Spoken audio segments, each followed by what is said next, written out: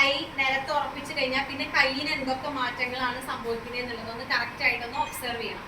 കൈ അവിടെ നിന്ന് അങ്ങോട്ടും ഇങ്ങോട്ടും ഒന്നും ഓട്ടോമാറ്റിക്കലി ബാക്കിലേക്ക് ഇരിക്കുമ്പോൾ ചെറുതായിട്ട് നിരങ്ങുന്നുണ്ടെങ്കിൽ കുഴപ്പമില്ല. അതായത് കൈ വലിച്ച് ബാക്കിലേക്ക് ആക്കുക, വലിച്ച് മുന്നോട്ട് കൊണ്ടുപോകുക, അതൊന്നും ചെയ്യരുത്.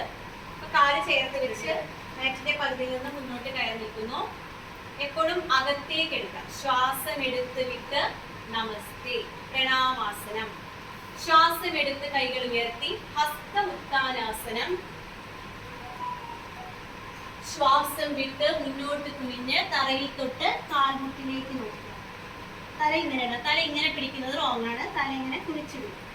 ഇനി ഇടതുകാൽ ബാക്കിലേക്ക് നീട്ടി ശ്വാസം എടുത്ത് അശ്വസഞ്ചലാസനം. ഇത് ഇങ്ങനെ മുന്നോട്ട് വന്ന് മുട്ടിക്കരുത്, അത് റോങ് ആണ്. അപ്പൊ ഇങ്ങനെ നിൽക്കുന്നതാണ് അശ്വസഞ്ചലനാസനം. ഇനി ഇവിടെ തന്നെ കൈ നിലത്ത് ഉറപ്പിച്ചു. ഇങ്ങനെ നിൽക്കുന്ന കൈനെ ആദ്യം നമ്മൾ ഇങ്ങനെ വെച്ചു, പിന്നെ നമ്മൾ ഇങ്ങനെ വെച്ചു, ഇനി നമ്മൾ ഇങ്ങനെ വെക്കുന്നു. ഇനി രണ്ട് കാല് പുറകിലേക്ക് സ്ട്രെച്ച് ചെയ്ത് നമ്മൾ പുഷപ്പ് നിൽക്കുന്ന പോലെ ഇങ്ങനെ നിൽക്കുകയാണ്. ഇതാണ് ചതുരംഗ ദണ്ഡാസനം. മുട്ടുകുത്തി കാൽപാദം കിടത്തി വെച്ച് കാലിലേക്ക് ഇരുന്ന് നേക്കി മുട്ടിച്ചു. ഇതാണ് ശശാങ്കാസനം.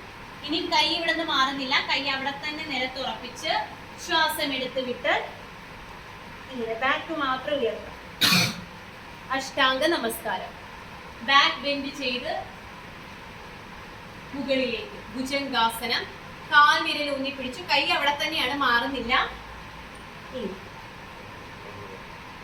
ഇതാണ് പർവ്വതാസനം എന്ന് പറയുന്നത്. ഇനി ഇടത് കാലെടുത്ത് രണ്ട് കൈകളുടെ നടുവിലേക്ക് എത്തിക്കാനായിട്ട് ശ്രമിക്കുക.